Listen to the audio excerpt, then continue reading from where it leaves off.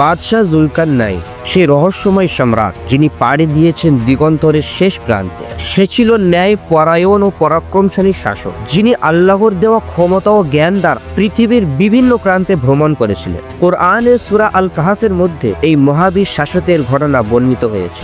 যদিও তার প্রকৃত পরিচয় নিয়ে ইতিহাসবিদদের মধ্যে মতভেদ রয়েছে, তবে অধিকাংশ গবেষক মনে করেন যে তিনি ছিলেন সাইরাস দ্য গ্রেট বা আলেকজান্ডারের মতো কোনো মহান সম্রাট। তার জীবনে 3টি গুরুত্বপূর্ণ অভিযান আছে। নাম্বার 1, পশ্চিম দিগন্তের যাত্রা।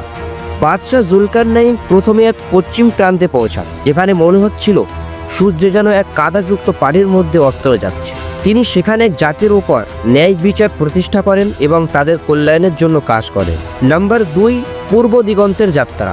এরপর তিনি পূর্ব দিকে ভ্রমণ করেন, যেখানে এক জাতিকে দেখতে পান যারা সূর্যের নিচে বাস করত, কিন্তু তাদের জন্য কোনো রক্ষা কবচ ছিল না। তিনি তাদের সাহায্য করেন এবং সেখানে সুবিচার প্রতিষ্ঠা করেন। নাম্বার 3, ইয়াজুজ মাজুজের বাধা।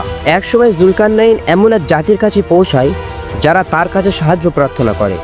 তারা বলে, হে জুলকারনাইন, ইয়াজুজ মাজুজ আমাদের জন্য সমস্যা সৃষ্টি করছে। আপনি কি আমাদের জন্য এক প্রাচীর তৈরি করতে পারবেন, যাতে করে তারা যেন আমাদের ক্ষতি করতে না পারে? জুলকারনাইন তাদের প্রস্তাব গ্রহণ করেন এবং লোহা তামা গলিয়ে এক বিশাল প্রাচীর তৈরি করেন, যা ইয়াজুজ মাজুজের জন্য এক দুর্ভেদ্য দেওয়াল হয়ে দাঁড়ায়। এখানে সবার মধ্যে একটা প্রশ্ন জাগতে পারে যে সেই প্রাচীর কি এখনো আছে?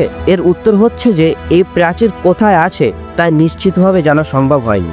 অনেক গবেষকরা বলেন এটি ককেশাস অঞ্চলে অথবা চীন বা মধ্য এশিয়ার কোনো স্থানে রয়েছে, তবে এখনো পর্যন্ত এটি এক রহস্য হয়ে আছে।